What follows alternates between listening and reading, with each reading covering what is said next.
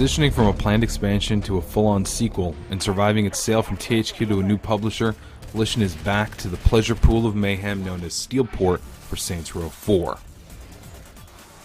Throughout the lifespan of the series, Saints Row has gone from San Andreas clone to crafting its special brand of weird in the sequel, to bringing the series to insane and audacious new heights in Saints Row the Third. While tonal shifts along with new looks and enhanced mechanics have followed in each release, Saints Row 4 is the first game in the series that, technologically, picks up exactly where the previous game left off. Mr. King from across the street is going out of town for a few weeks. He was wondering if you could check his mail for him. Saints Row 4 looks and plays almost exactly like its predecessor, to the point where you can see the stitching of its originally cancelled expansion. THQ was in dire need of a financial hit and sent Volition back to the drawing board to craft a new, full retail title in the extraordinarily popular series. With Deep Silver taking over as publisher, Volition's vision, formulated from a corporate order from THQ to make a quick cash grab, remains. The preview build showcases an opening sequence where, after saving America, the leader of the 3rd Street Saints has been elected President of the United States.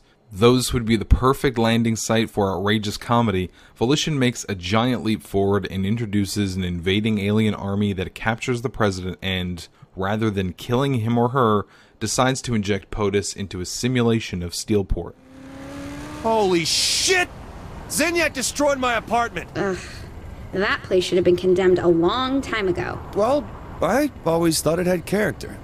Here, with the help of his crew and collecting random floating computer code throughout the city, POTUS turns super and earns the ability to run at super speed, jump at great heights, and generally do other prototype-inspired stuff. Woohoo! Alright!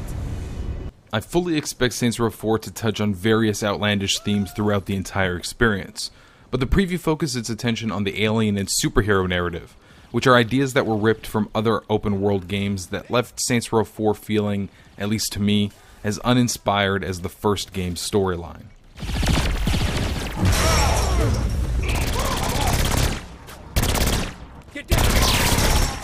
I've always been a big fan of the Saints Row series for being fearlessly unique in its bawdiness and general who-gives-a-shit attitude.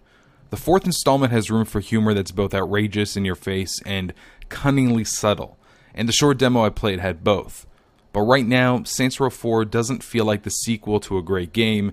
It feels like DLC Volition was told to put on the shelf and save for a game to come out later.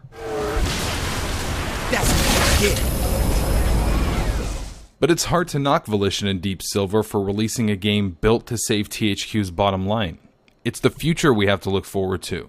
The future where Volition is free from the shackles of THQ, and they can deliver something truly unique for their new publisher. Can you quit being a baby and just walk in? Look, lady, we're doing this in my time. Saints Row 4 is still as stupid as previous games in the series, but it's the best kind of stupid. And no matter what the future holds, nothing will ever reach the same euphoric heights as the dubstep gun.